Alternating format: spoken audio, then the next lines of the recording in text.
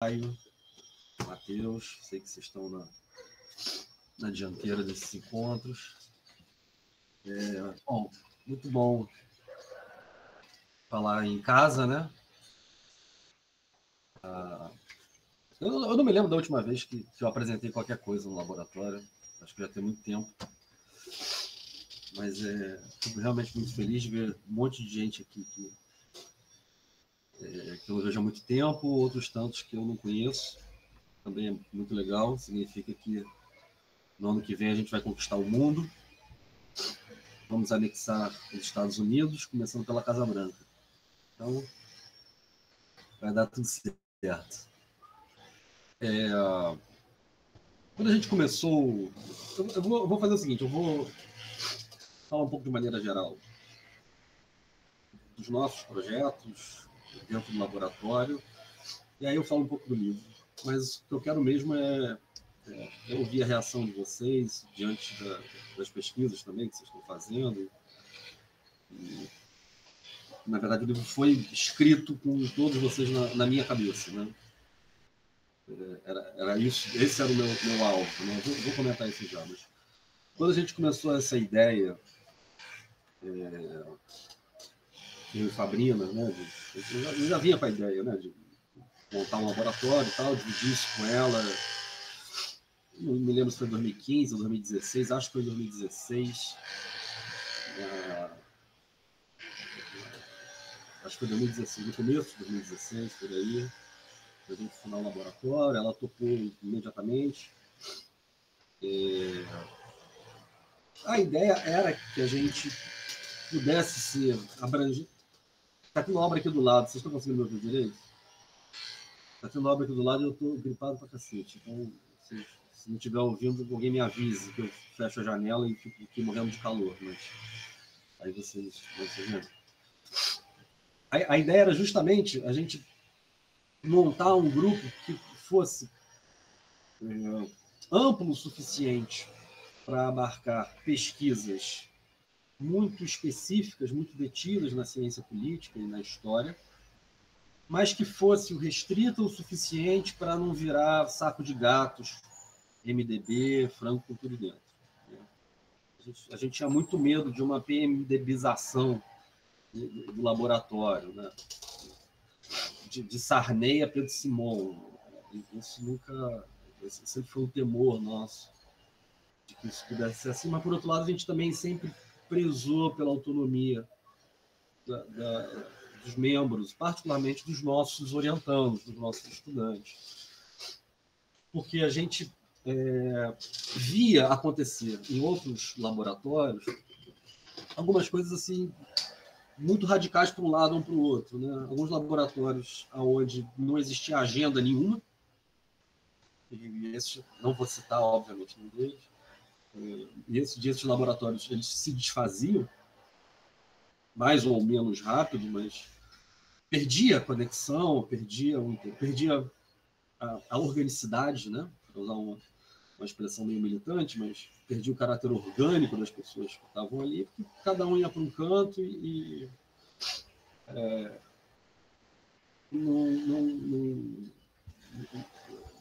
não havia qualquer agenda em comum. Né? Eu vi muito acontecer isso, de um lado. De outro lado, existiam também, no nosso horizonte, experiências que, né, a gente acompanhava, laboratórios que eram tão detidos, tão específicos, tão hierarquizados, digamos assim, que uma única pessoa decidia quais iam ser os dias do encontro. Vai ser toda segunda-feira, 4 horas da tarde. Não, mas nesse horário eu tenho aula, assim, então você não vai fazer o curso. Tá, mas eu vou atrasar a graduação em 1 ano. Assim, dane-se. Se quiser é assim, senão não é. Em geral, esses laboratórios funcionavam muito bem, né? Claro, funcionavam muito bem, mas a um custo muito alto. Muita gente desistia pelo caminho, se desinteressava. Então, de cara, o que a gente não queria era nem que fosse uma coisa nem outra. De cara, o que a gente pensava era que a gente pudesse ser amplo o suficiente para absorver as pesquisas dentro do grande guarda-chuva chamado republicanismo, que envolvia uma série de coisas que eu já vou comentar, mas que não fosse rígido, no sentido de que a gente precisasse obrigar a cada um dos membros a seguir uma agenda específica. Né? Isso é particularmente comum mais nas ciências naturais. Né? Isso é bastante comum em ciências naturais, na matemática, onde que uma pesquisa de doutorado é feita é um pedaço de uma pesquisa maior, um laboratório nessas áreas, particularmente laboratório mesmo, né? onde tem laboratório, tem microscópio, tem reagente, tem laboratório de ciências naturais, tem isso. Né? O sujeito olha para uma bactéria, o outro olha para outra bactéria, e aí 45 pessoas assinam o paper no fim do ano, mas o que importa de fato é o primeiro que assina, que é o líder da pesquisa, o chefe do laboratório. Né? A gente não queria que isso também fosse assim. Né? Acho que a experiência tem sido bem sucedida. A gente vai fazer quase 10 anos, né? Inclusive, né, pessoal, todo mundo, quem sabe, entendedores entenderão para quem eu estou falando, né? Nos 10 anos a gente vai precisar de coisas, né? Vamos já lá para frente. A partir do ano que vem a gente começa a pensar. A partir do ano que vem nada, que ano que vem que faz, né? Vamos começar a pensar nisso. Mas enfim. Então, a gente elaborou uma fórmula em que desse conta, primeiro, dos principais momentos do republicanismo moderno, Renascimento italiano, as guerras civis inglesas, a Revolução Americana, a Revolução Francesa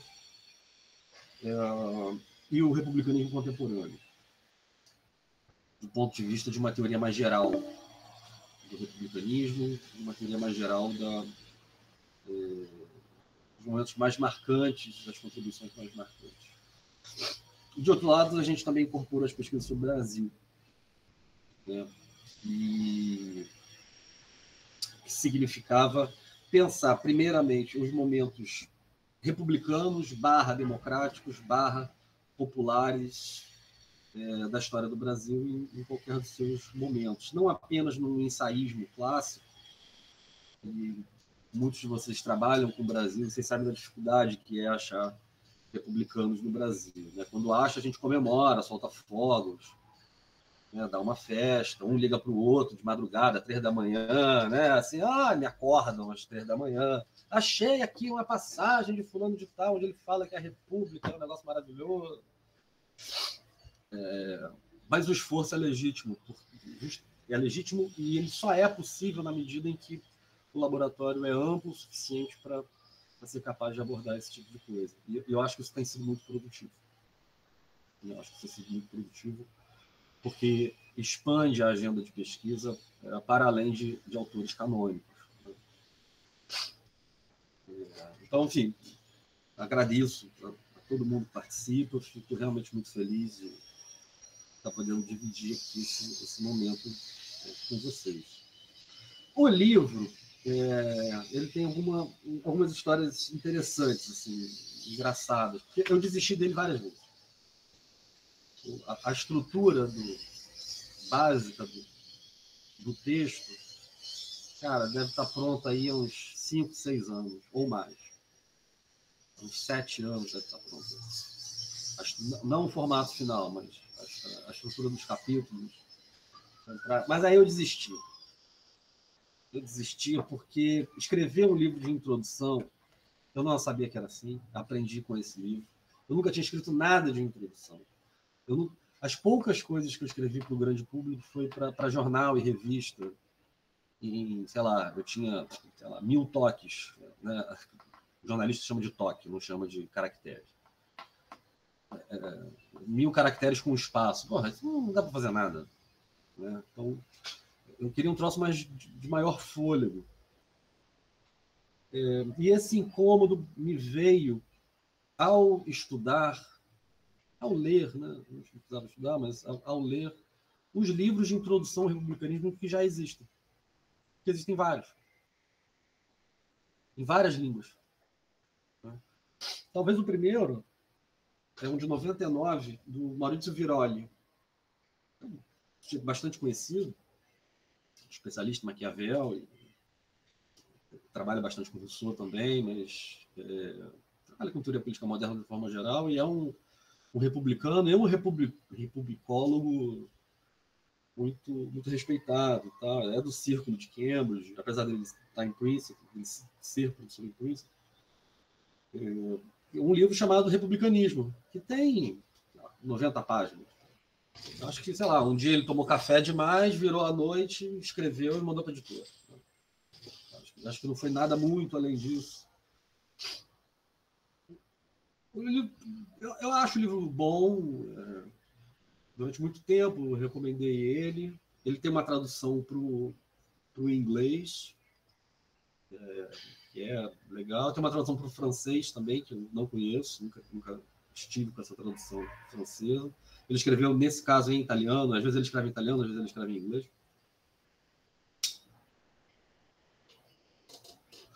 Mas o livro não me satisfazia, porque ele escolhia alguns momentos de muito destaque, incluindo para alguns autores que não são exatamente canônicos, sem exatamente justificar por que ele escolhia alguns desses autores. Ele escolhia... Claro, a gente sabe por que ele escolhia autores do Risorgimento, né? do momento da unificação italiana. É claro que a gente sabe por que ele fazia. Ele fazia isso porque ele tem uma agenda de pesquisa em relação à Itália. Ele tem um livro sobre a decadência da República sob o governo Berlusconi, ele tem trabalhos de intervenção sobre a conjuntura política italiana. Então, assim, é compreensível do ponto de vista da biografia dele, da biografia intelectual dele. Mas é insustentável do ponto de vista de uma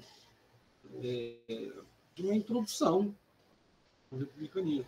E os temas são salteados um a um, sem grandes justificativos. Né? Ele fala de liberdade, depois ele fala de governo misto, aí volta no 400, aí você não sabe muito bem por que ele volta. Durante muito tempo foi o melhor livro que a gente teve disso, mas não me satisfaz.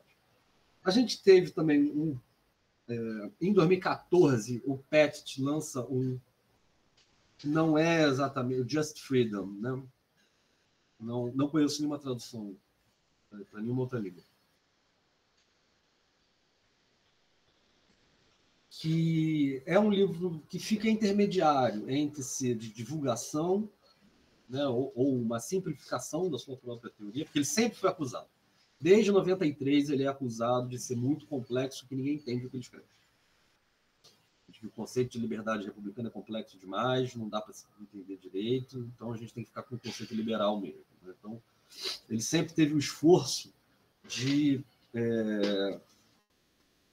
tentar tornar o próprio conceito mais claro. E eu acho que ele, em certo sentido, conseguiu fazer isso no Just Freedom de 14. Ele dá exemplos da arte, do cotidiano, ele faz um esforço nesse sentido, mas também não me satisfez. Nunca me satisfez porque o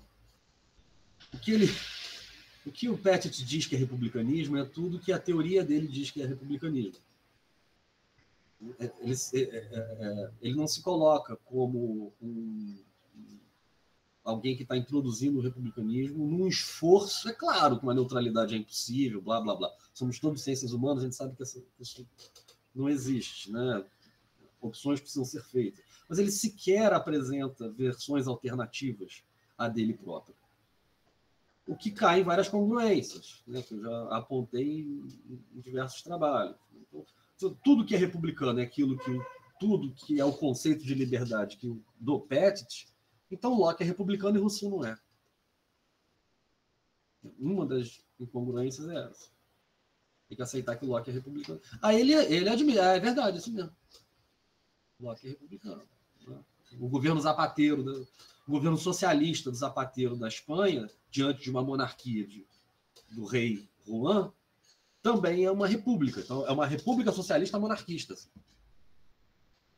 ele confunde a dimensão institucional com uma dimensão teórica, porque ele quer fazer tudo caber dentro da teoria dele, tudo aquilo que ele quer ter dentro da teoria dele. Então isso também não me satisfez. Dos textos de destaque franceses, tem o do Sérgio Odier, que é muito bom, As Teorias da República, La Théorie de la République, mas que é muito pequenininho. Assim, assim, é para ler com sono depois do almoço, depois da macarronada de domingo. E não dá tempo de cochilar, porque é muito pequenininho. Tem, sei lá, 80 páginas numa edição pocket. Sei lá, Maquiavel tem uma página. Mas é muito bem feito. Então, o meu primeiro ímpeto foi, por exemplo, traduzir esse livro. Mas eu pensei, porra, o trabalho de traduzir talvez seja meio inócuo para uma coisa que, pensando num público, não vou falar do público, mas pensando num conjunto de pessoas que ou estão se profissionalizando ou de alguma maneira têm interesse, isso me parece pouco. Não é um livro de...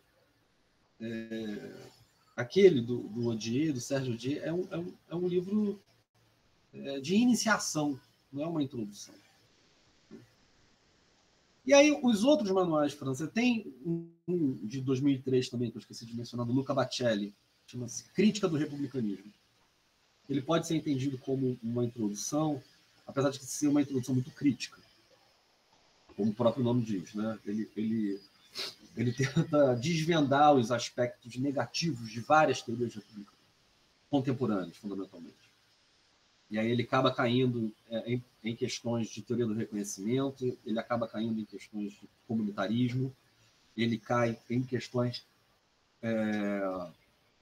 de teoria crítica, o que, de um lado, exige do leitor uma certa familiaridade com as teorias políticas contemporâneas, mas ele também não desenvolve o suficiente, porque pretende ser também um livro introdutório, então fica no meio do caminho.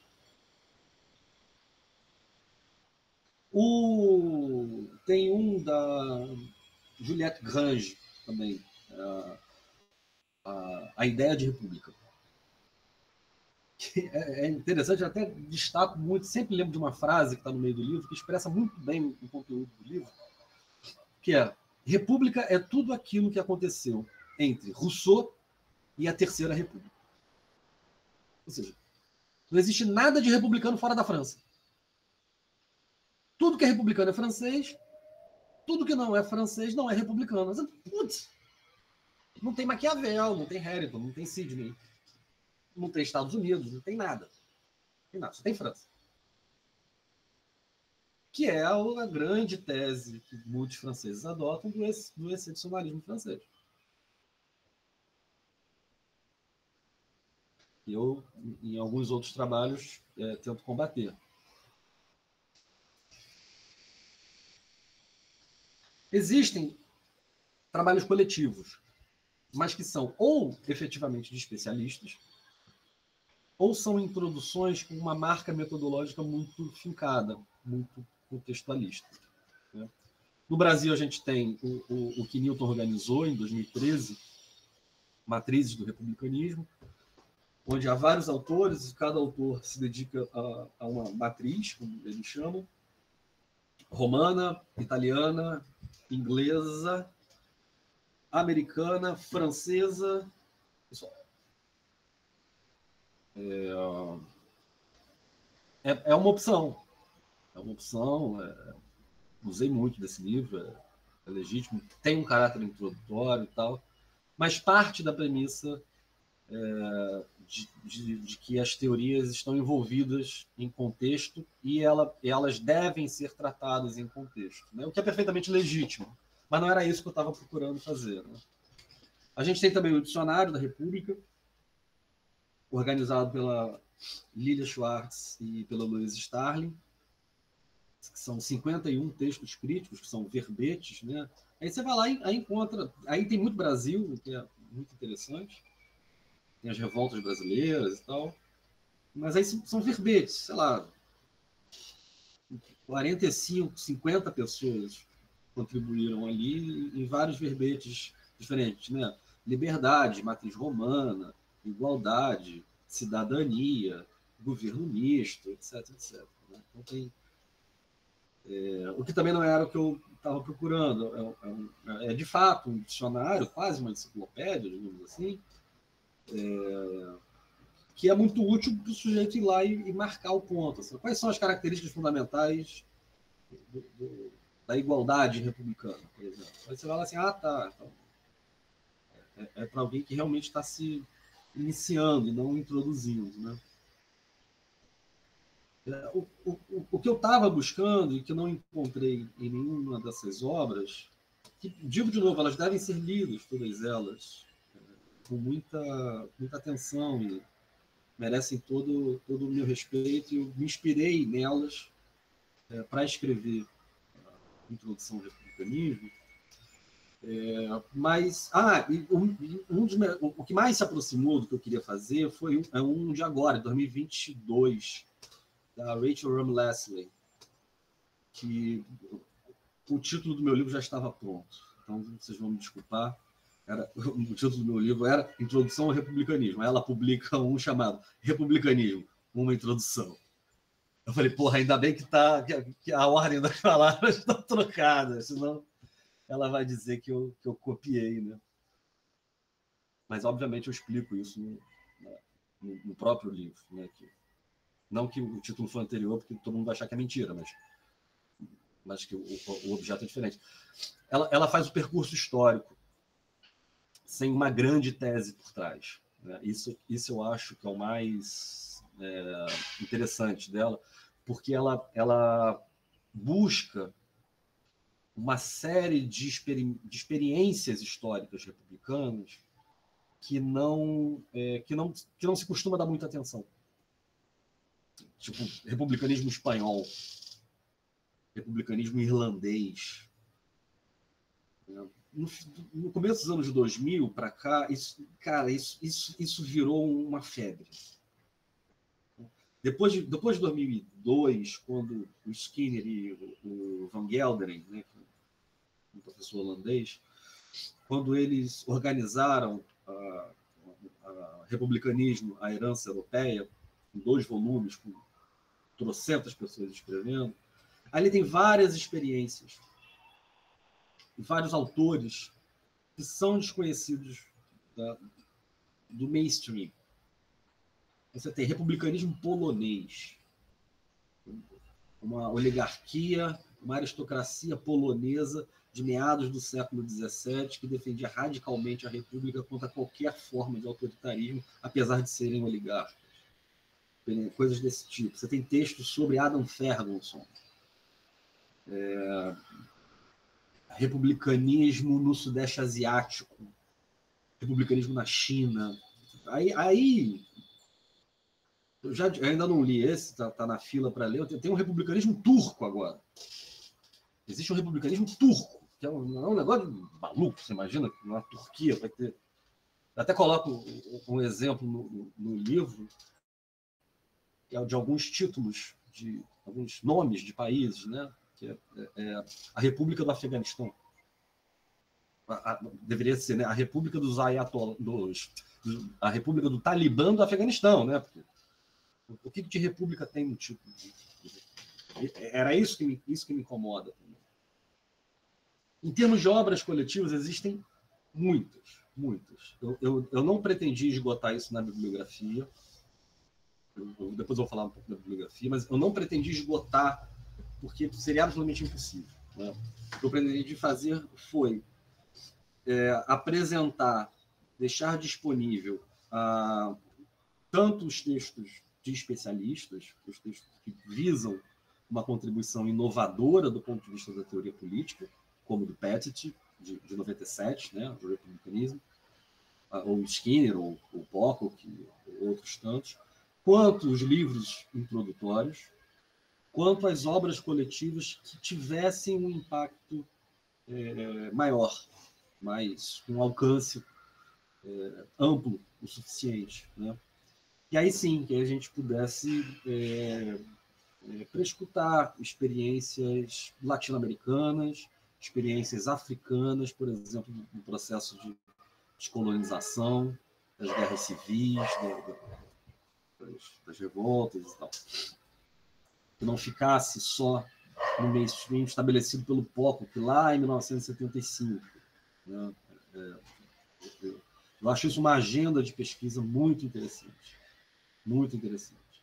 É claro que a gente tem que ter muito cuidado, né? Porque não vou dizer o nome de ninguém, mas eu já vi um Marx republicano. Aí eu acho que é meio complicado. Né?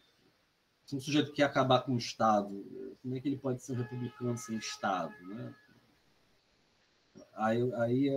Aí cai naquilo que eu falava, Fabrino, antes de você entrar, que a nossa ideia inicial do laboratório era de que ele pudesse ser amplo o suficiente para abarcar um conjunto grande de pesquisas na teoria política moderna, voltada para o republicanismo, em temas correlatos ao republicanismo, mas que ele não fosse amplo demais a ponto de que vale tudo e o próprio laboratório se desfizesse com a sua espinha dorsal. Né? E eu dizer que acho que todos nós, né, todos os participantes, nós temos sido bem sucedidos nisso, eu acho. Né? Então, o Marx republicano, para mim, aponta muito a ideia de que, assim, então, tudo tem a ver com tudo. Né? Se tudo tem a ver com tudo, nada faz sentido. Então, se é Marx republicano, então qualquer um né? Vamos lá, né? Schmitt, pode piorar a coisa, né? Heidegger, vamos embora, né? Tudo vira republicano. Um Hegel republicano a gente até vai, né? Mas, porra, Marx tá demais. Tá demais, né? Eu li o artigo, não me convenceu nem um pouquinho. Mas, enfim. Então, acho que tem que ter limite. Eu acho que tem que ter limite. E eu acho que o percurso histórico que a Ramles faz sem dúvida, o melhor livro de introdução ao republicanismo que eu conheço. Pode ter algum, obviamente, né? Que eu não conheça, mas dentre aqueles que circulam em línguas não bárbaras, né, eu levantei tudo.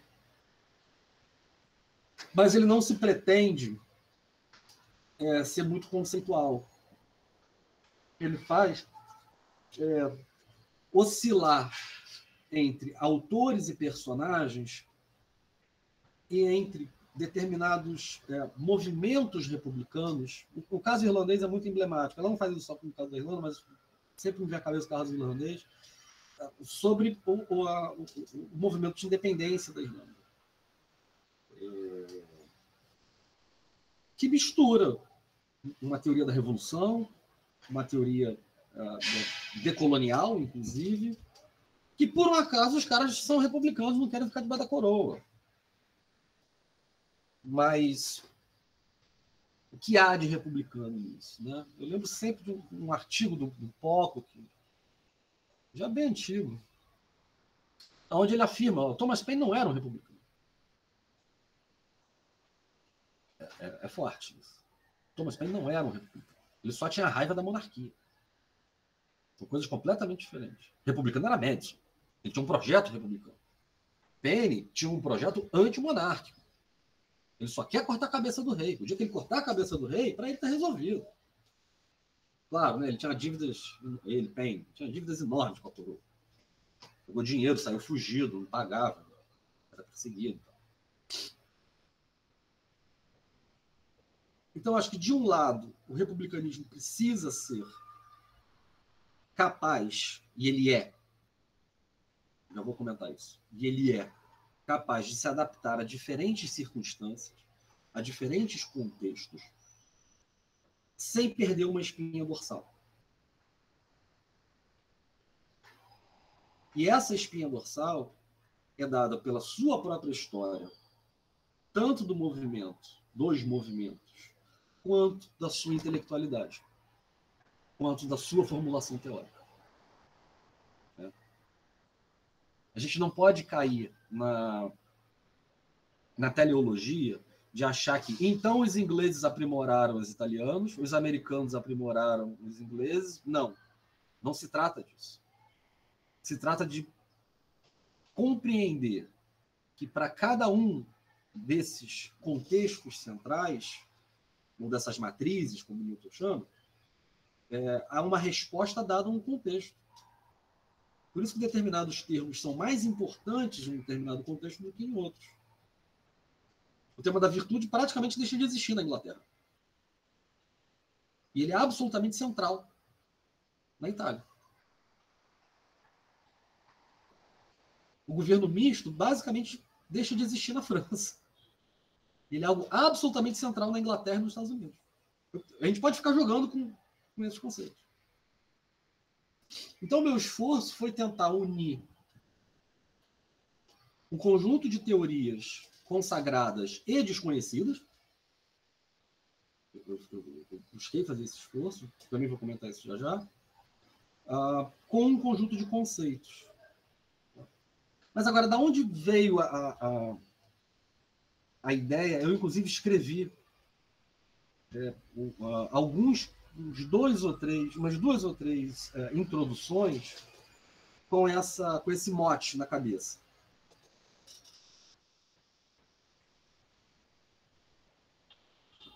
Eu não sei se eu faço uma confissão para vocês, se eu devo.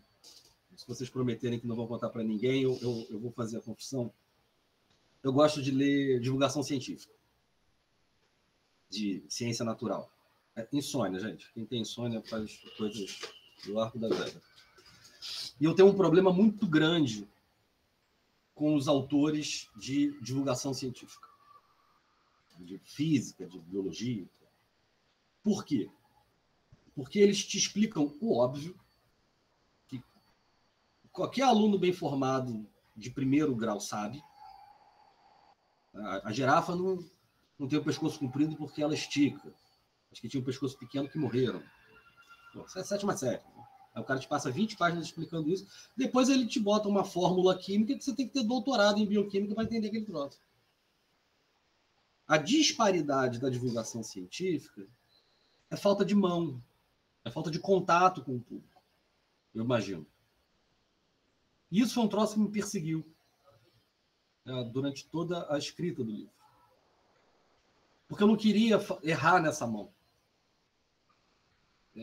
Ainda mais no caso de alguém, no meu caso, que eu não tinha absolutamente experiência nenhuma em escrever divulgação, em escrever introdução, né? Exatamente divulgação, mas escrever introdução. Nunca escrevi uma introdução.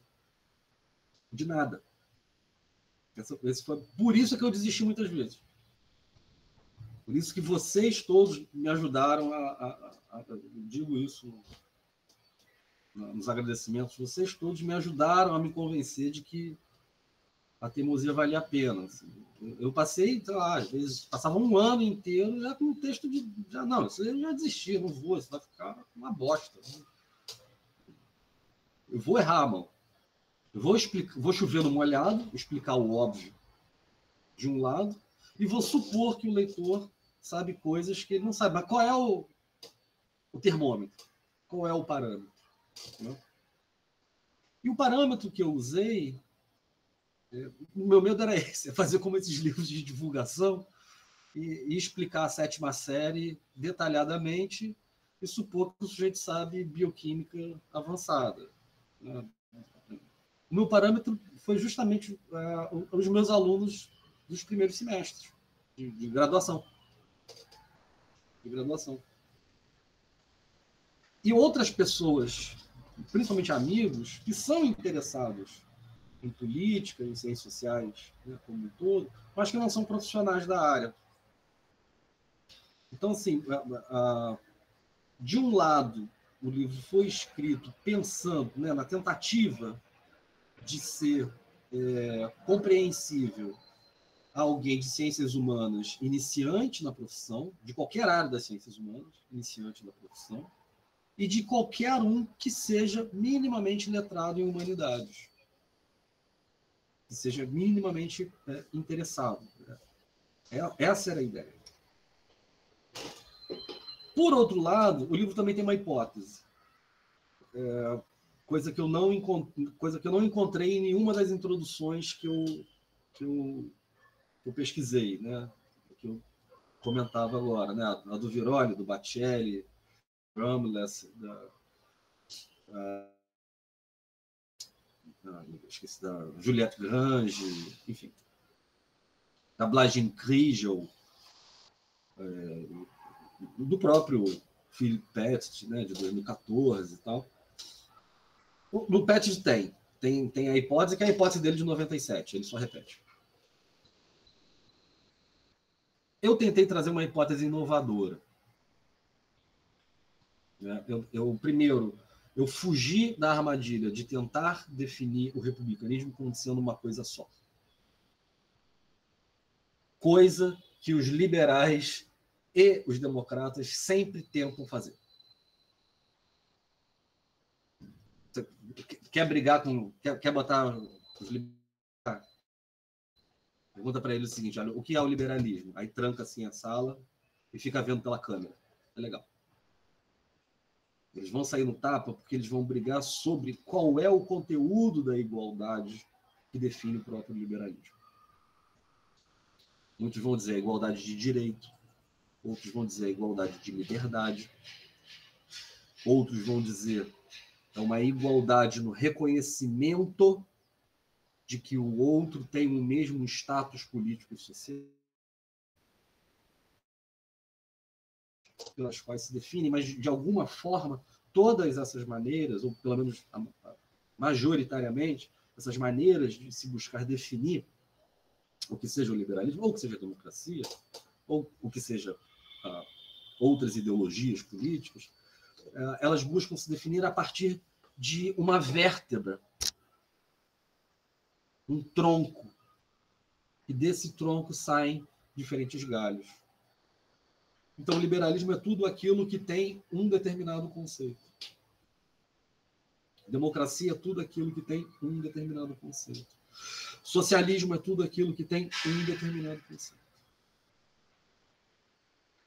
A minha hipótese se desdobra em duas, que é onde eu acho que tem uma tese, né? Apesar de ser um livro de introdução, ele busca ter uma tese, ele tem essa ambição, é dizer, não, o republicanismo não tem esse tronco. O republicanismo não pode ser definido pelo seu conceito de liberdade, como que é o Pettit, como que é o Jean-Fabian Spitz, por exemplo, ou como que é o Skinner. O republicanismo também não pode ser definido como participação e cidadania, como que é o Pocock. O republicanismo não pode ser, a república, né, eu falo em republicanismo forte, mas a república não pode ser definida como participação cívica inerentemente à condição humana, como que é Hannah Arendt.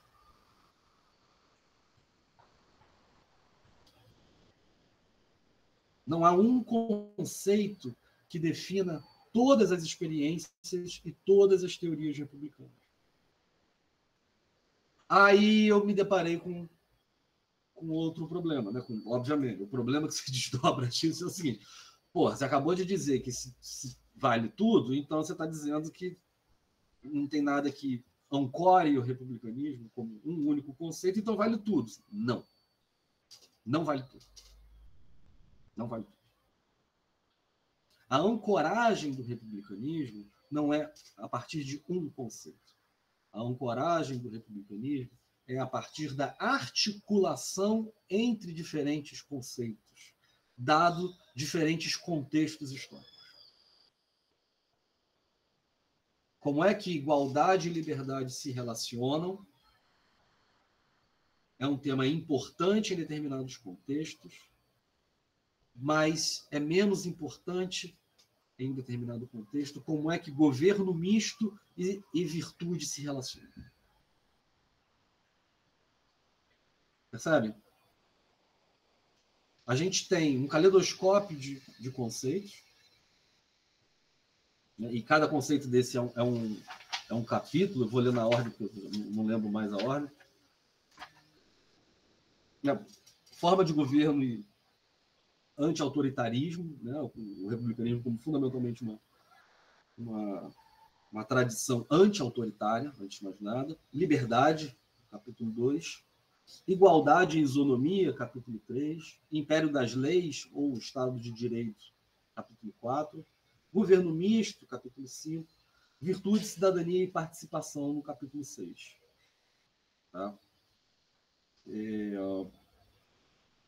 Como é que esses diferentes conceitos se articulam em cada autor, ou em cada teoria, dado um determinado contexto?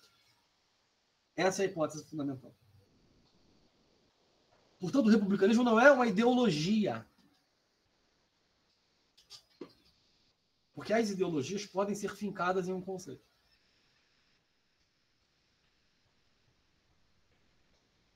Uma determinada definição de liberdade, uma determinada definição de igualdade. Por isso é que o republicanismo, como tradição ou doutrina, eu evito a palavra doutrina porque fica muito jurídico. O republicanismo não é uma tradição fundamentalmente jurídica. É uma tradição eminentemente política. Então, eu busco evitar o vocabulário jurídico, mas a gente poderia entender o liberalismo como a disputa por diferentes formas do conceito de igualdade ou de liberdade. A gente poderia entender o socialismo através das disputas de diferentes formas do que seja a igualdade e a liberdade. E como é que essas coisas se articulam? A relação da prioridade da igualdade com a liberdade é uma disputa ideológica entre o socialismo e o liberalismo. Eu estou usando socialismo e liberalismo porque é o mais evidente para a gente, mas a gente pode fazer o mesmo exercício para outras ideologias, para o comunismo, para o anarquismo. O que o republicanismo faz, por não ser uma ideologia rígida, por ser uma tradição ou uma doutrina, ele acaba que ele se torna capaz de absorver as ideologias que sejam ideologias políticas. As ideologias antipolíticas são veementemente rechaçadas pelo republicanismo. Ideologias não políticas, aquelas biologizantes, aquelas naturalizantes, aquelas teológicas e aquelas naturalistas, metafísicas. O republicanismo absorve uma determinada gama do liberalismo, ele é capaz de conviver com uma gama do liberalismo, ele é praticamente, engloba praticamente todas as formas de democracia. Grande parte do socialismo ele também engloba. Alguma parte do conservadorismo ele engloba. Do reacionarismo ele rechaça tudo. Do nazifascismo ele rechaça tudo. O limite da aceitação é o limite da política. Uma correlação entre seres humanos livres e iguais que tomam decisões coletivas para si mesmos.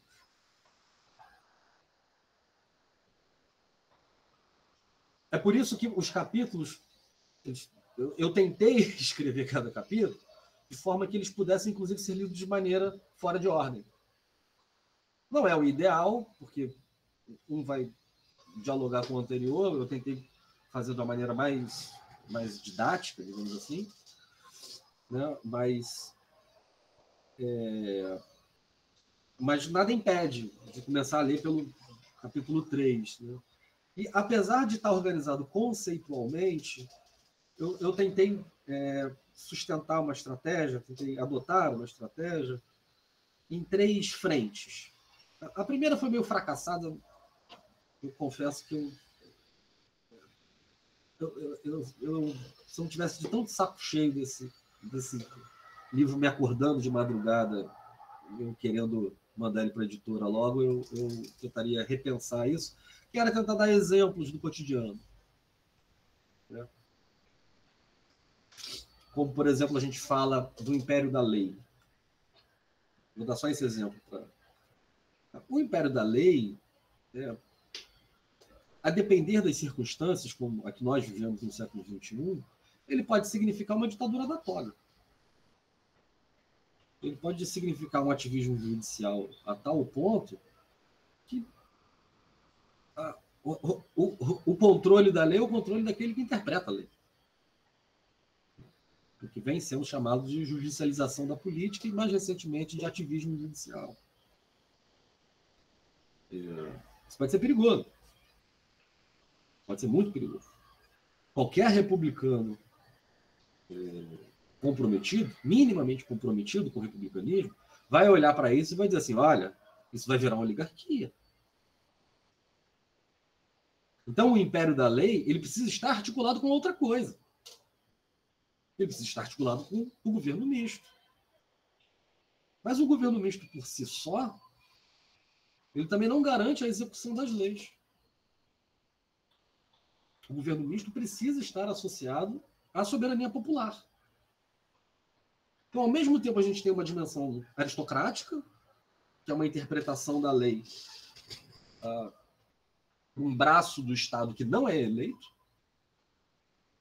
que se passa por um sistema de controles que vem da tradição do governo misto, e que hoje chamamos de divisão dos poderes, né, com separação de funções. Mas, se a gente for com cuidado, isso está em Aristóteles e em Políbio, lá atrás. Mas que, ao mesmo tempo, precisa manter o princípio da soberania popular. Senão, nenhuma lei é legítima. Esse é o problema. Percebe o que eu estou querendo dizer? Essas coisas não podem estar desarticuladas. A gente não pode ter só o império da lei. Do mesmo jeito que a gente não pode só ter o governo misto. Do mesmo jeito que a gente não pode só ter o princípio da soberania popular. Nada pode ser só no republicanismo. Tudo no republicanismo precisa ser com. E a depender do contexto, uma coisa se torna mais importante do que a outra. E aí, com isso, em alguns momentos, eu tentei dar exemplos, né? Exemplos que eu tirei de jornal. Gilmar Mendes manda soltar fulano de tal. O exemplo da vacina, das pessoas que não querem... É liberdade a pessoa não se vacinar? Da Covid? No meio da pandemia? Para o republicanismo, a liberdade individual e a coletiva precisam necessariamente caminhar juntas. Não faz sentido falar em liberdade individual descolada do coletivo. Isso é simplesmente um erro de análise para qualquer republicano. A pergunta está errada. É liberdade do indivíduo não tomar vacina e sair por aí transmitindo o vírus? Essa pergunta está errada. Porque a pergunta tem que ser: é a liberdade do indivíduo conectada à liberdade coletiva que todos saiam por aí espalhando vírus? Esse foi um esforço que eu fiz, que está no início de alguns dos capítulos, que eu confesso que eu poderia ter feito mais. Tem um esforço de trazer mais exemplos cotidianos. Um segundo esforço, além de usar, obviamente, os autores canônicos,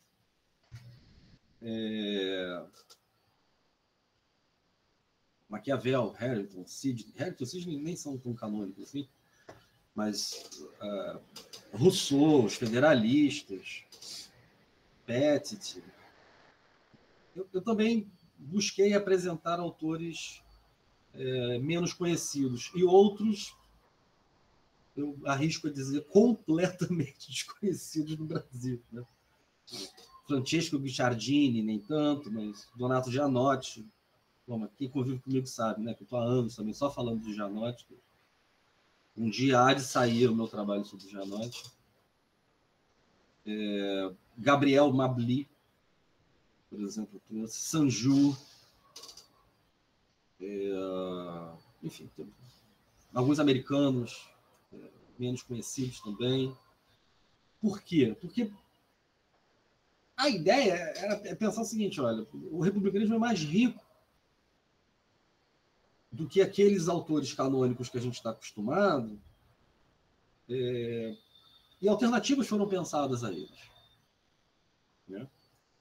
No caso de Gianotti, por exemplo, vou dar exemplo que está mais na cabeça, está mais fresco na minha cabeça, mas ele tem um sistema constitucional radicalmente sofisticado. É uma complexidade gigantesca. É um sistema piramidal, divisão em 4 poderes, de baixo para cima, onde a Assembleia determina o Senado determina o colégio determina o Doge só obedece, não manda. Existe um príncipe na república dele, mas o príncipe só obedece, ele não manda. É um troço absolutamente inovador para quem está no século XVI. Ninguém ali em volta dele fazia isso. A gente tem Harrington, por exemplo, né, que apesar de algumas pesquisas já começarem no Brasil, de uns 10 anos para cá, 15 anos para cá, ele também não configura dentro dos autores canônicos, mas é um dos primeiros, talvez o primeiro, a dizer que é a distribuição de riqueza e propriedade que determina, ele usa essa palavra, que determina a superestrutura. Ah, Luiz, você está sendo anacrônico. Superestrutura é Marx. Não, superestrutura é Harrington. A palavra é de Harrington. A palavra proletariado é de Harrington. A expressão luta de classes é de Harrington. É interessante resgatar esses caras, não só para pensar a riqueza que é o republicanismo, mas para pensar que vários braços do republicanismo foram parar em vários lugares diferentes. Alguns desses braços foram parar no liberalismo, outros foram parar na democracia, né?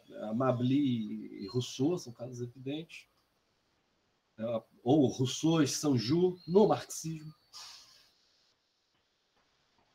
Então, o que é interessante é que nenhum deles foi parar no conservadorismo, apesar de parte do conservadorismo ser aceito.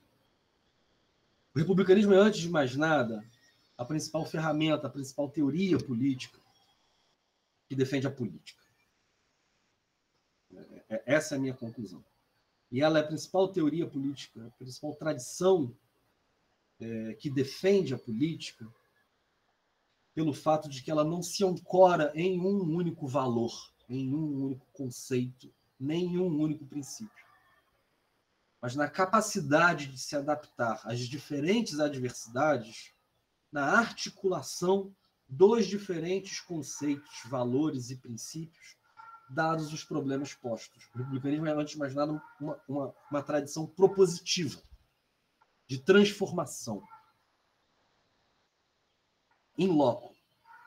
Por isso é que ela está sempre se reinventando, por isso é que ela é imaginativa, por isso é que ela se adapta, por isso é que ela não tem, por isso que ela não tem um autor, um único autor. Liberalismo, vocês lembram de quem? Locke. Conservadorismo, vocês lembram de quem? Burke. Reacionarismo, vocês lembram de quem? Demestre. Marxismo, nem precisa. Então, socialismo, Marx. Republicanismo. No Brasil, a gente tende a lembrar de Maquiavel, mas isso é uma especificidade da academia brasileira. Não é consenso nenhum. É na Inglaterra, pra você ver. Republicanismo, Harrington. Mas e Maquiavel? Harrington leu, né? Tá bom. Isso é que eu acho a riqueza e a dificuldade também de se estudar um troço como esse, né? Então, eu fico por aqui, eu acho que também já fiquei no meu tempo, falei 1 hora e pouquinho. Sim, e a coisa mais legal que eu fiz foi escolher as epígrafes. Vocês vão ver as epígrafes, que as epígrafes são uma das coisas que eu mais gosto na minha vida, que é a música brasileira. E eu tentei escolher as epígrafes de acordo com o tema de cada capítulo.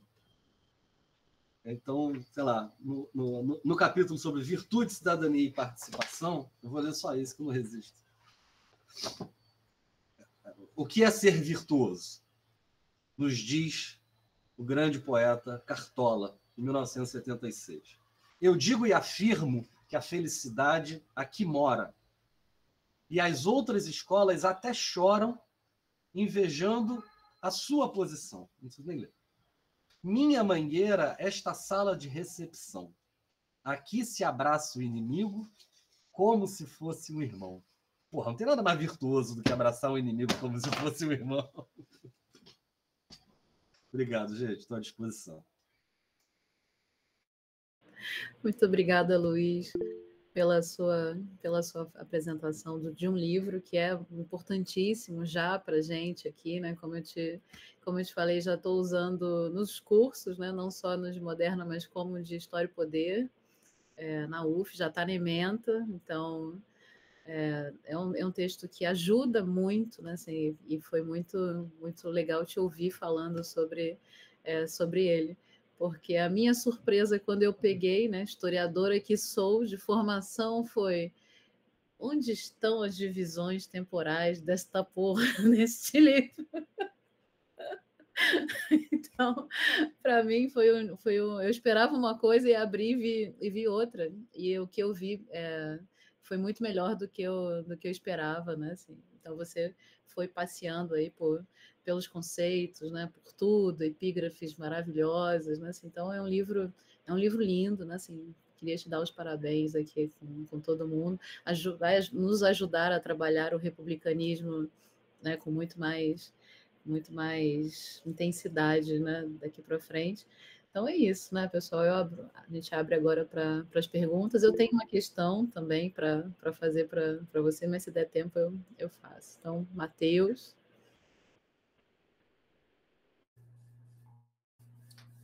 Olá, vocês me ouvem? Sim, Matheus, estamos aí. Tudo Olá, bem? tudo bem, Fabiana? Boa tarde, todo mundo. Luiz, sempre bom te ouvir. Eu estou curioso pelo livro, ainda não vi, mas fiquei ainda mais curioso para poder manusear agora que você apresentou aqui, com leitura de epígrafes e cartola ao final, e com o que Fabrina comentou, eu vou até pegar um pouco por aí. Na verdade, era uma das minhas perguntas que eu tinha notado, assim, que você já respondeu um pouco, né? De como o teu livro e como foi esse trabalho de lidar justamente com essa dimensão do tempo, né? Mas lidar com essa dimensão do tempo, pensando essas diferentes noções, conceitos, categorias que, né, estão articuladas nos diferentes republicanismos, né? Nesse plural que a gente tem também utilizado. E, enfim, como que o teu livro jogava justamente com essas permanências, mas também, sobretudo, com essas descontinuidades, né? Que dá essa plasticidade, digamos assim, do republicanismo. Mas isso você já também abordou aqui na tua fala.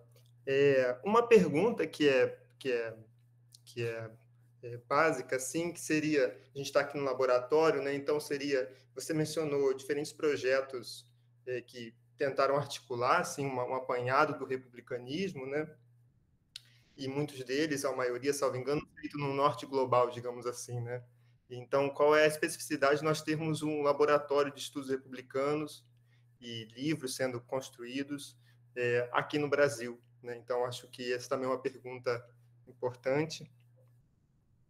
E a outra pergunta, e aí eu libero, Fabrina, rapidinho, que é o seguinte, né? Como que os estudos republicanos podem reagir a algo que eu tenho interessado muito também nos últimos meses, enfim, pelas leituras que eu tenho feito aqui na PUC, etc., que diz respeito a esses direitos de natureza que a gente tem escutado bastante nos últimos anos. O Chile, em 22, colocou na Constituição o direito dos rios, o direito da natureza, né?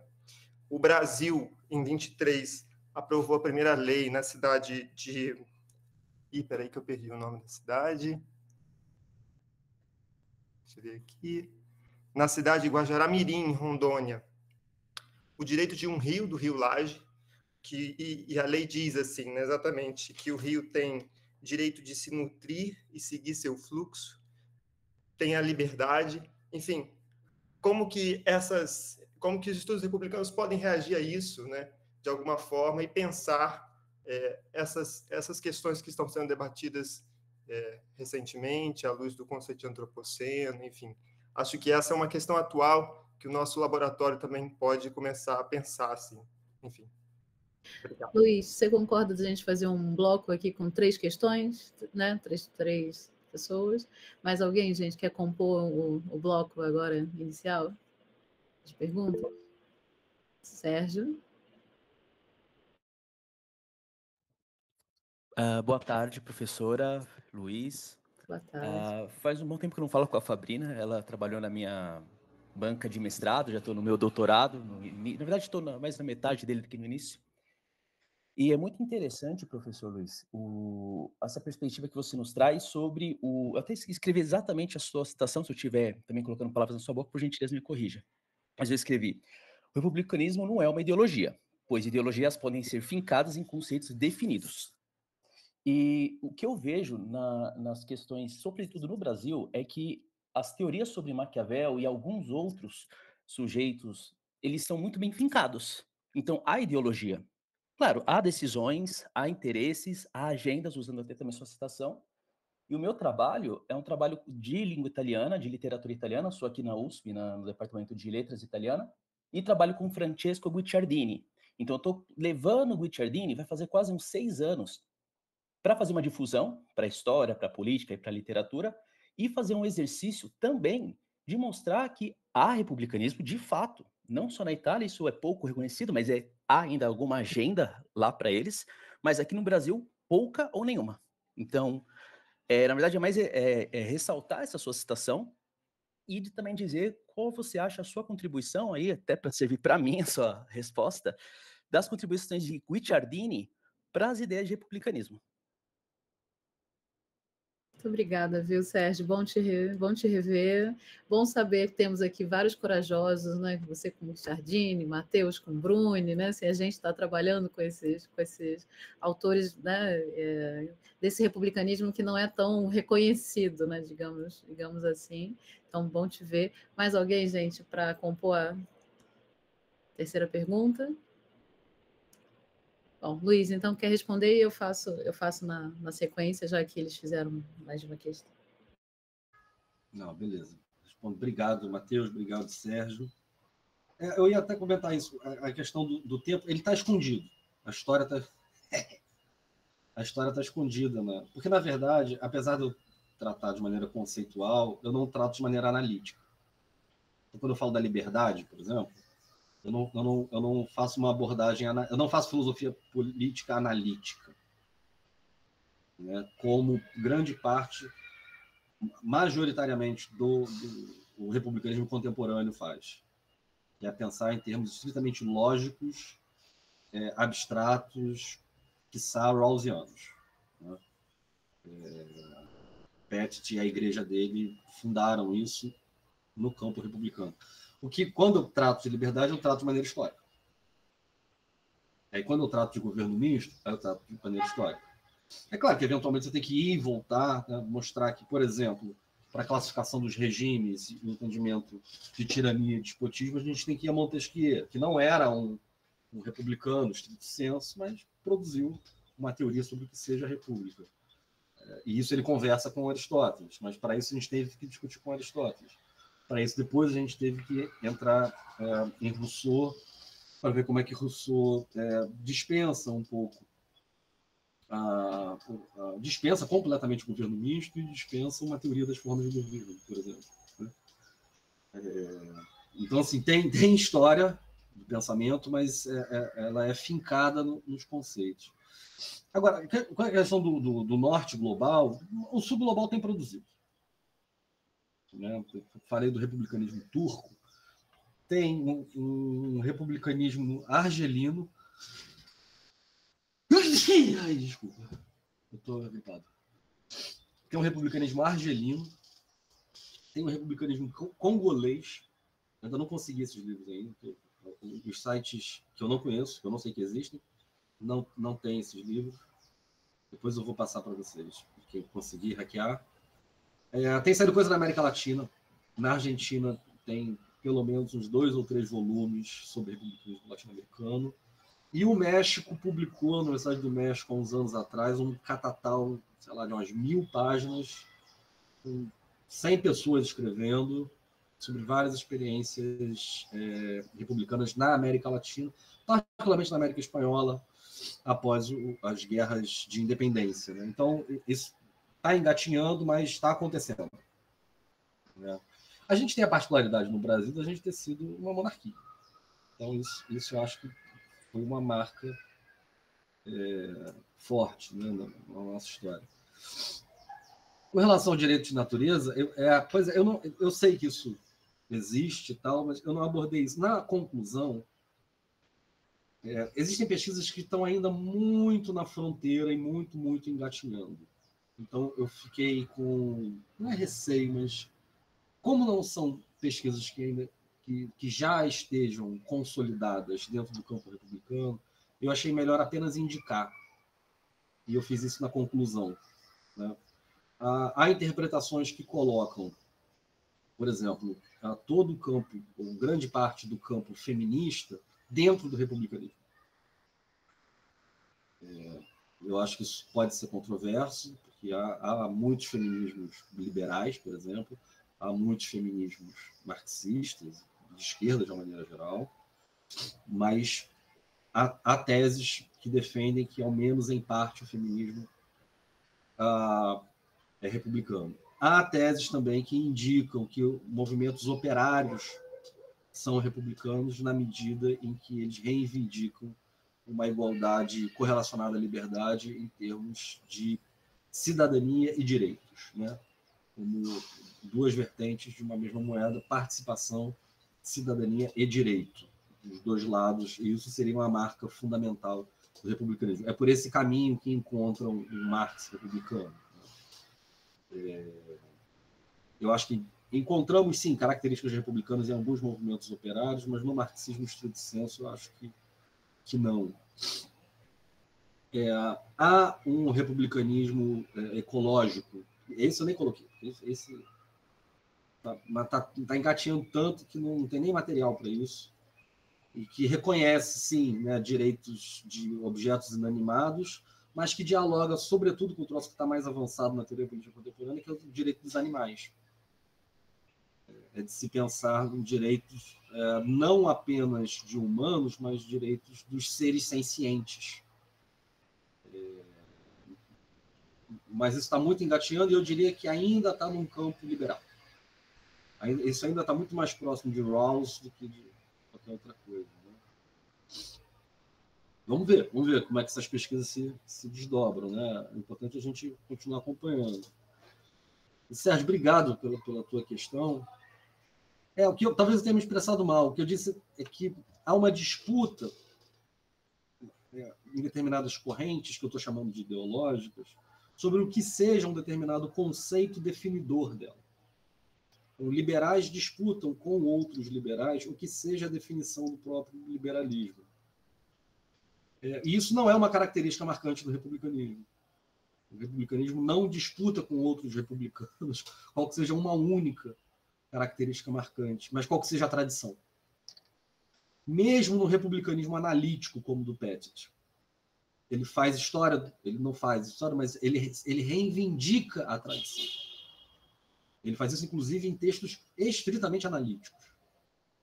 Ele comete, a meu juízo, uma série de erros históricos e historiográficos quando faz isso. Ele responde, muitos já apontaram vários erros históricos e historiográficos, muitos já apontaram isso, e ele responde dizendo, então não esqueçam, se você quer a história, vai ler Skinner. O que eu estou dizendo aqui, eu tiro do Skinner. Eu confio no Skinner suficientemente para dizer que há uma tradição republicana e que vai desembocar no republicanismo contemporâneo, que sou eu. Entendeu? Então, há mais ou eu não conheço um republicanismo que seja estritamente analítico, no sentido de buscar uma definição que seja única. Coisa que é completamente diferente de outras tradições de pensamento que eu estou identificando como que são clássicas desde o século XIX, que nós chamamos de ideologia pós-Revolução Francesa. Socialismo, conservadorismo, reacionarismo, liberalismo. Cara, e muito legal você estudar Guicciardini, porque a gente precisa de mais Guicciardini no mundo. Eu acho mesmo.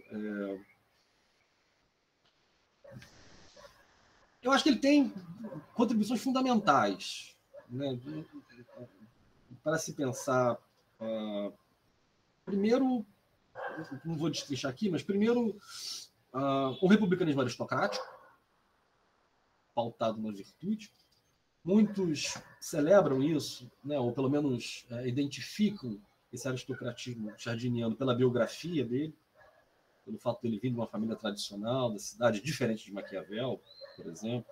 Ele e Vettori são os dois que aceitam e fazem parte do retorno Médici. Ele vai ser embaixador na Espanha, né? Tem o famoso texto do discurso de Logronho, que ele está na Espanha, por exemplo.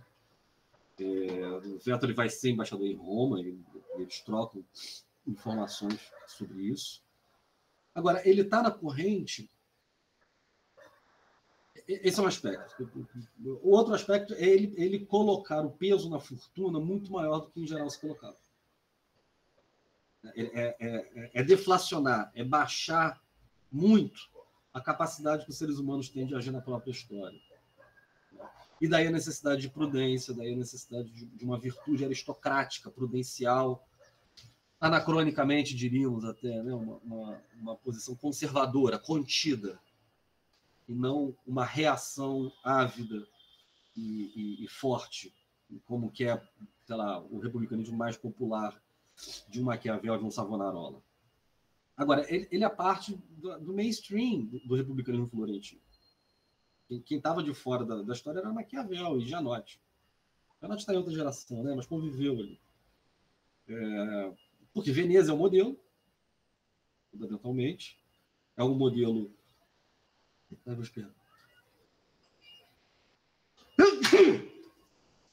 Desculpa. Veneza é um modelo pela estabilidade, pela durabilidade e pela suposta liberdade. Mas não é um modelo pela participação. Né? E participação não é um problema, no caso dele. É compreensível que, logo após o estabelecimento do governo Médici, do retorno em 1512, e ali de 13 a 15, até mais ou menos 19, 20, as reuniões na casa de Rucellai, né, nos jardins, nos hortos de Rucellai, todas essas pessoas tenham convivido. Luigi Alamanni, Ricardo Bonacorsi, os irmãos Vettori. Janotti era menino, mas ele frequentava lá, fugia de casa para ir, ouvir os mais velhos falando. O próprio Bernardo, Bernardo não, o filho de Bernardo, fugiu o primeiro nome dele, Bernardo Jamuni. Maquiavel dava um discurso lá, até porque era mais velho, era tal. Toda a tradição ali era uma tradição aristocrática e que não via e que via na estabilidade veneziana a sua principal característica. Claro, porra, os caras podem ser invadidos a qualquer momento, já foram mais de uma vez e vão ser de novo. Roma é saqueada em 27. O irmão dele tem um texto brilhante sobre isso, Saque de Roma, que começa sendo uma carta para ele em 27, você me corrija, mas em 27 ele está em Roma, né? Em 27 o Jardim está em Roma, ele tinha voltado já de Logronho, não é isso? E ele estava acompanhando o Luigi, o irmão, em Roma, e enquanto Paulo, o irmão de Piero Vettori, Paulo Vettori, é o comandante das tropas navais do Vaticano. Então, o cara tá na cúpula de Florença, ao mesmo tempo que está na cúpula do Vaticano, porque é tudo Médici ali. Quem está sendo perseguido são os, aspas, né, os mais populares. É a turma que estudou grego com Giaceto. Não é a turma de Marcílio Ficino, que estudava Platão, da Academia de Médici.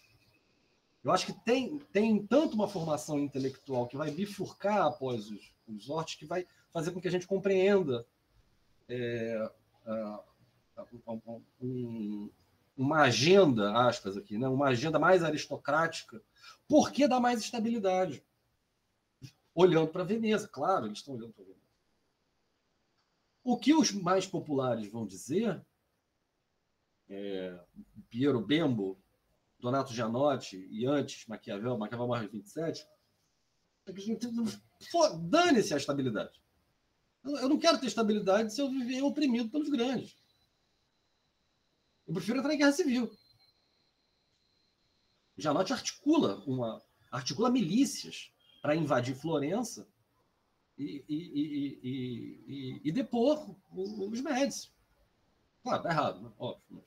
Mas essa articulação existia a partir de Pádua, né? Com o apoio de cardeais. Então, essa briga também se estendia por dentro do Vaticano.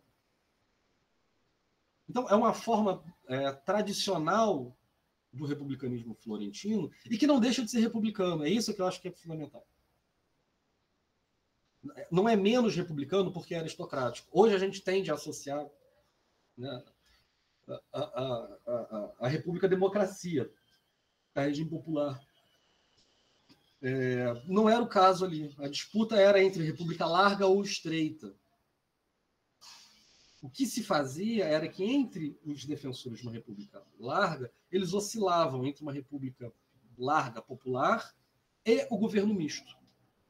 Como é que essas duas coisas se combinavam? Esse era o problema fundamental dos populares, daqueles defensores de uma república popular. E isso não era um problema entre os aristocratas. Entre aqueles defensores da aristocracia, o governo misto era, assim, desejável, mas o papel do povo era um papel de consentimento. A palavra que Chardini usa é essa. No diálogo, por exemplo. No diálogo, no discurso de Logronho, nos projetos constitucionais da década de 20, na grande crise, depois que Alessandro morre. Então, sim, eu acho que estou doido para ler seus trabalhos, porque Chardini é fundamental. E, aliás, o Diálogo é a obra que eu estou traduzindo. Ah, vai sair em português? Vai. Finalmente. Junto com o glossário também. Republicano Guicciardiniano. Excelente, excelente. Tem previsão? Eu tenho que fazer antes de acabar a tese, né? Então tem uns 2, 3 anos. Já tem vou botar no programa da minha graduação, já. Parabéns. Obrigado. Vai ser ótimo, Sérgio, quando essa tradução sair. Estamos aí aguardando ansiosamente. Então, vou puxar aqui o segundo bloco de perguntas. Luiz, no seu capítulo 1, você fala de Politeia, né, assim, rapidinho, e fala da recepção do conceito Politeia por Políbio e Cícero, né, de como eles trabalharam com isso. E aí a minha pergunta para você, como você fala mais rápido disso, é se você acha que existe uma equivalência nessa república ciceroniana para o termo Politeia. É difícil. Porque você entrou, mas como você não discutiu, estou aproveitando agora para te fazer essa pergunta. Bom, vamos lá. Para a gente responder isso, a gente tem que entender duas coisas.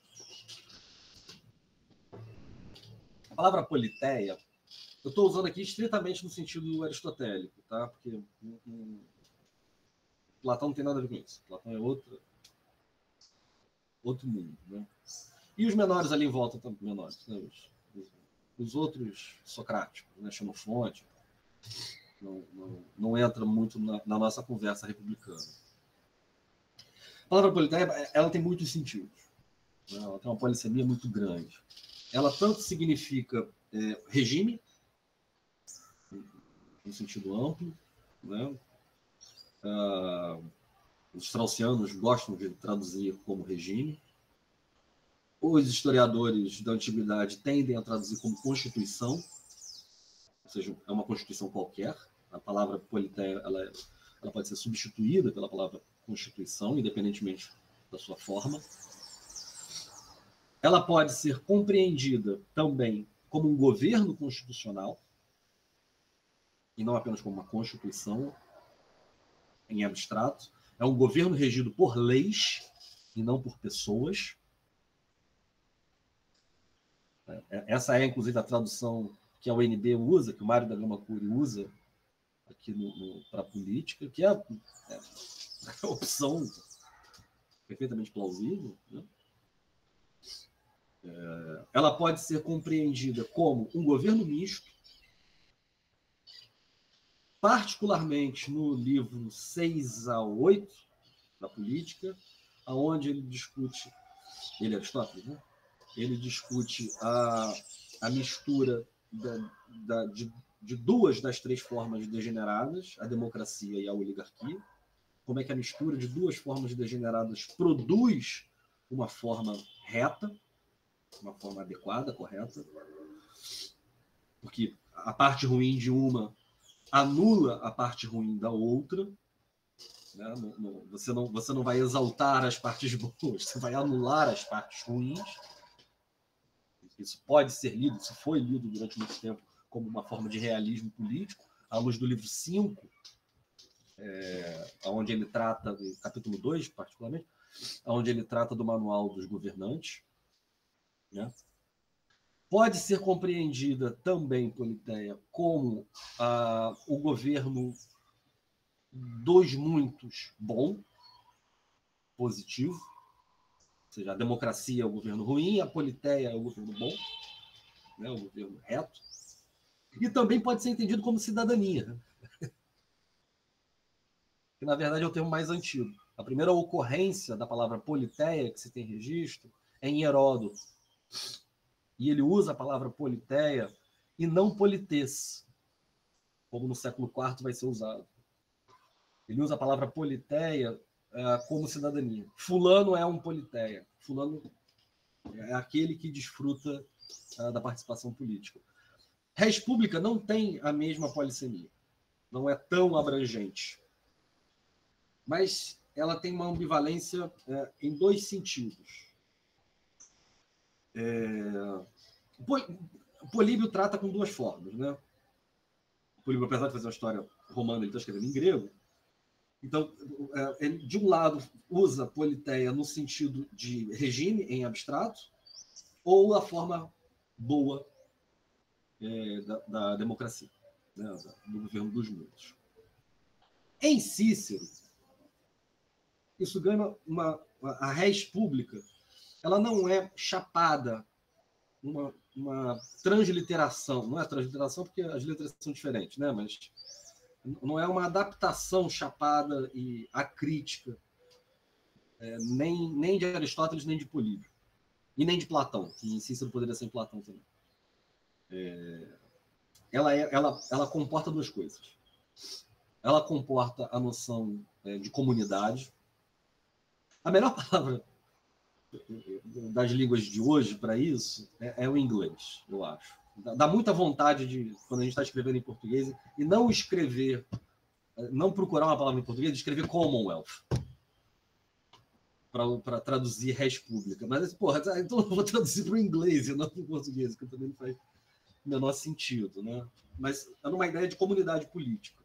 Eu acho que uma comunidade política qualquer, no sentido de que seres humanos...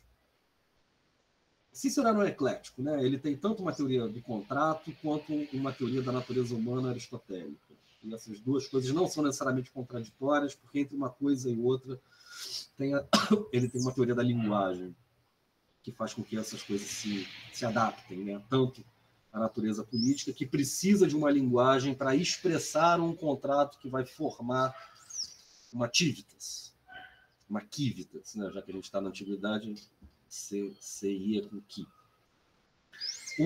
Uma república é, portanto, essa comunidade política que possui uma forma qualquer, mas ela também assume a dimensão virtuosa do povo. Porque, diferentemente da tradição aristotélica, o governo misto ciceroniano, ele é a composição das melhores partes de cada uma das três. Cícero não divide em 6. Ele divide em 3. É o príncipe, que ocupa o papel do pai, e o pai é tanto autoritário, mas ele é autoritário para beneficiar aqueles que estão sofrendo o autoritarismo. É o que o pai faz com o filho. Né? Ele exerce a autoridade para o bem daquele que está sofrendo esse autoritarismo. A aristocracia, que ele usa a palavra optimati, que aí é uma tradução literal de Aristói, né? Porque Aristói é os melhores, optimati no latim é os melhores mesmo, os ótimos. Uma terrível transliteração aqui, que significa moderação, de um lado, essa é a parte boa, é a moderação para conter os arroubos autoritários do pai, do príncipe. E você tem o povo que sempre vai prezar pela igualdade. E essa igualdade conforma Ultimate em Guicciardini. Sim, é Ultimate em Guicciardini e em Maquiavel também. Só que Maquiavel coloca com P. Ao invés de ser com 2 T's, ele coloca com P. Eles também não tinham o menor rigor nessa época. Mas é isso. O vocabulário florentino do 16 vem direto daí. Direto daí, dos melhores. O povo, portanto, ao defender a igualdade de todos, ele não apenas consente em ser governado. Ele participa. Há uma dimensão participativa. Daí a defesa de Cícero irrestrita, tanto do consulado quanto dos tribunos da plebe. A necessidade disso. Por quê? Porque é o que garante uma res pública óptima. A melhor forma possível de república tem sua ancoragem última, não no regime popular, mas na estabilidade de um governo misto que só pode ser garantido pela potência da igualdade do povo. Então, acho que tem esses dois sentidos. O que, em parte, a gente encontra, sim, em Aristóteles. A gente encontra no sentido genérico de comunidade política, né? Qualquer comunidade política, regime ou constituição, aí o pessoal de antiga que brigue, tanto no sentido de democracia positiva, governo popular bom. Essas duas coisas Cícero absorve. Agora, ele não absorve em termos de governo misto. O governo misto ele especifica. É mixity, a palavra que ele usa para falar de governo misto. Porque não é qualquer governo misto que é positivo. Tem que ser este governo misto específico.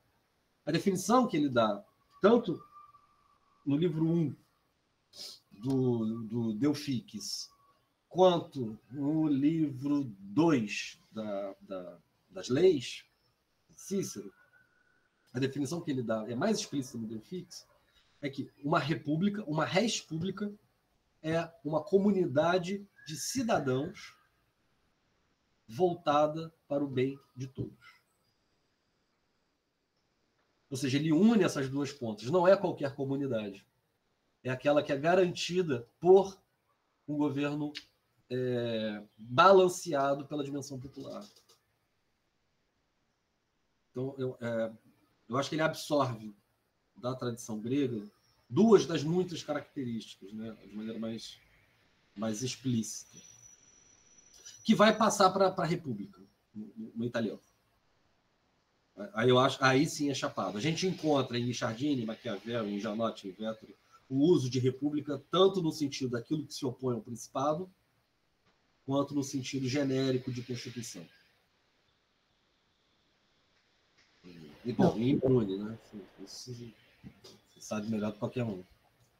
Não, assim, eu te fiz essa pergunta porque eu tenho visto alguns autores que insistem em 3 denominações. Então, a gente tem uma politeia, né, de 5 concepções possíveis e uma república ciceroniana, que é essa pergunta que eu estou fazendo, que teria 3 acepções, né? Comunidade política, essa dimensão virtuosa do povo, e entraria também o governo misto aí, já. Uma terceira. O problema é o seguinte, quando ele fala de governo misto, ele define, ele chama de mix. Entendeu? Por que ele qualificaria? Às vezes ele fala res publica mixity. Porra, se a res publica mixity, existe uma res publica que não é mixity. Entendeu o que eu acho? Se ele precisa adjetivar, é porque a res publica abrange um conjunto maior do que o misto. A não ser que a gente entenda, aí eu acho que faz sentido.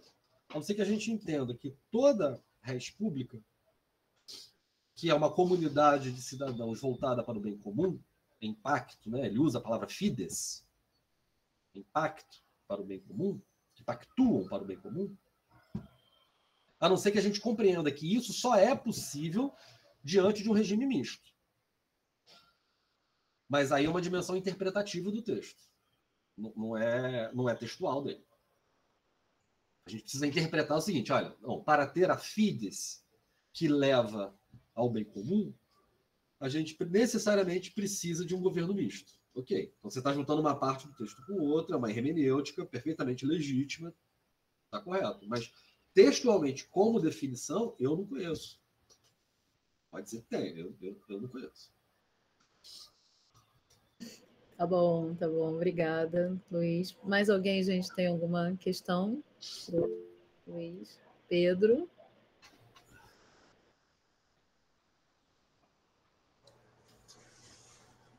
Boa tarde, gente. Boa tarde. Estão me ouvindo bem? Sim. Sou Pedro Rafael, né? Eu pesquiso Maquiavel e Bruni, né, pela UES. A professora Fabrina estava na minha banca de mestrado, né? E, professor, eu queria saber, assim, na sua leitura, até que ponto a dimensão espacial da cidade, em torno de praças, palácios, muralhas, né, o próprio Orichalari, né, pode ser entendida como parte constitutiva do republicanismo florentino. E não apenas como um cenário material, mas como uma representação do próprio republicanismo.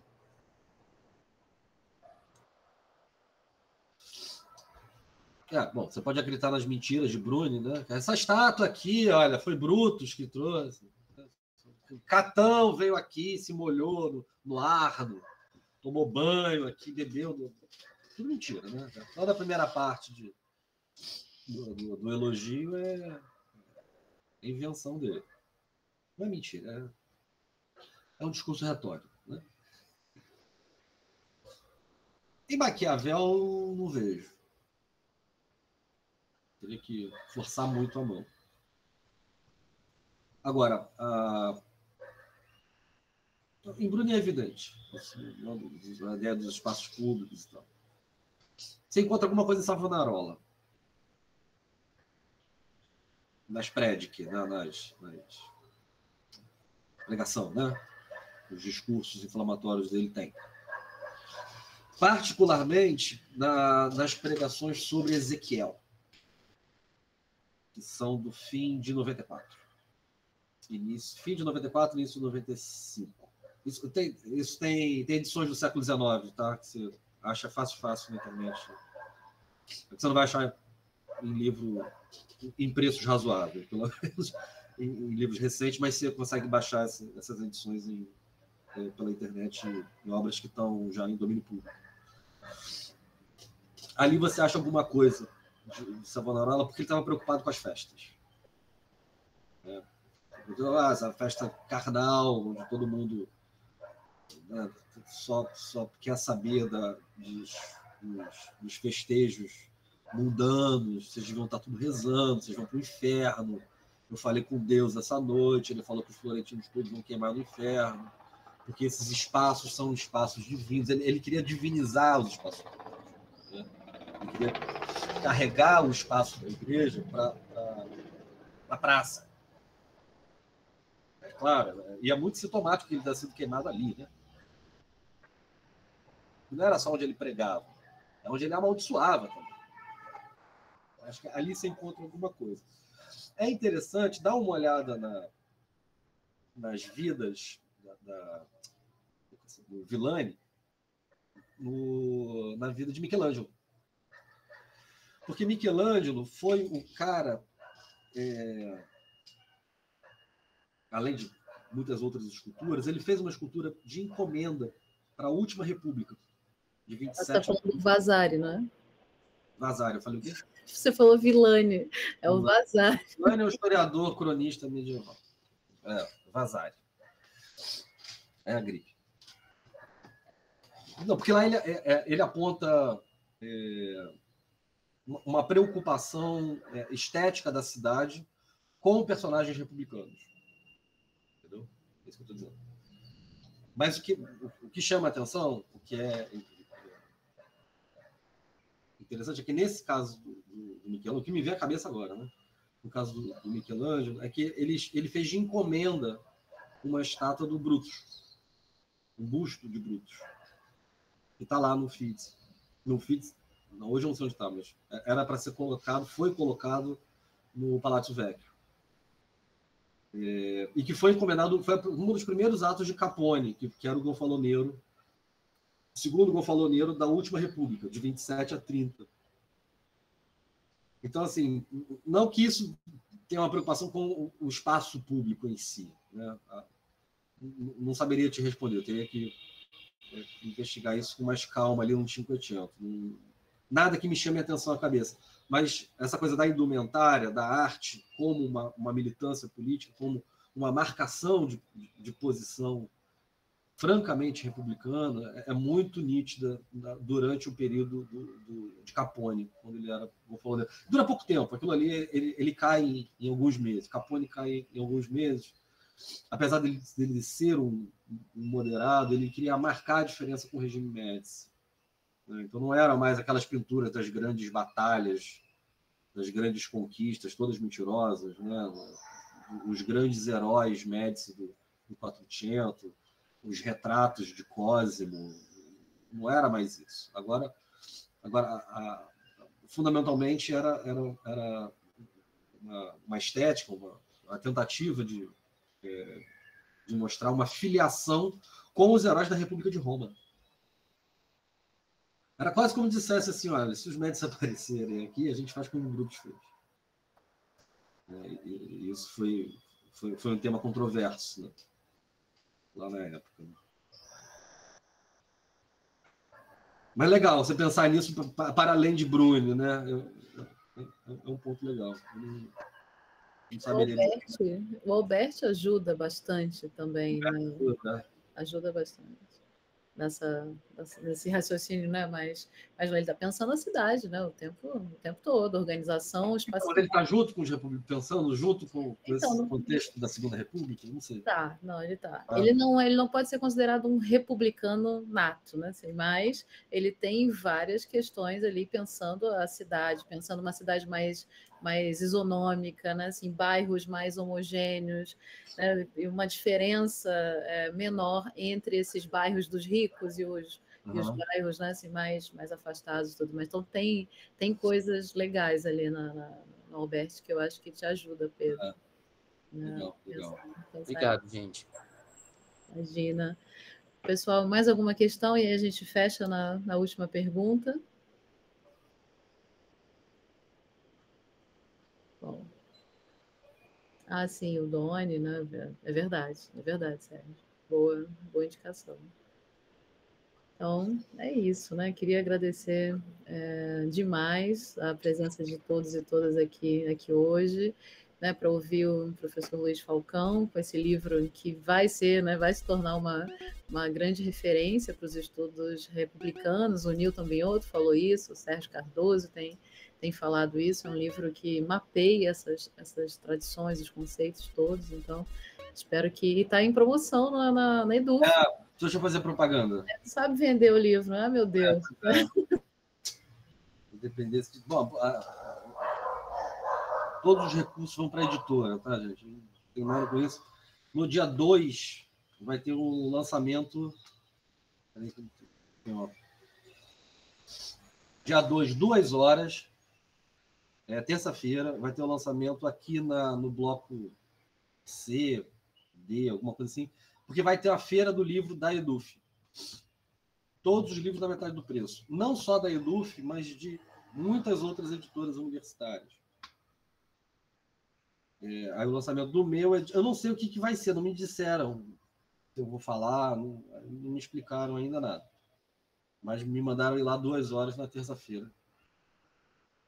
Não, pediram para escolher o horário, eu escolhi. Então é bom que entra com esse muito mais barato, não só o nosso, mas também de outras editoras. O Lefort vai estar lá, o Pocock vai estar lá, o Democracia do Butch vai estar lá.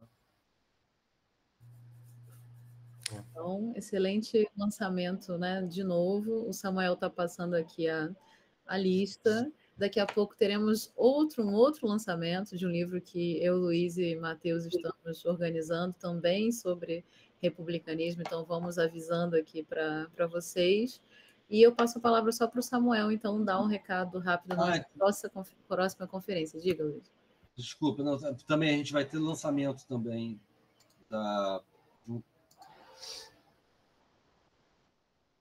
esse ainda vai demorar, deixa.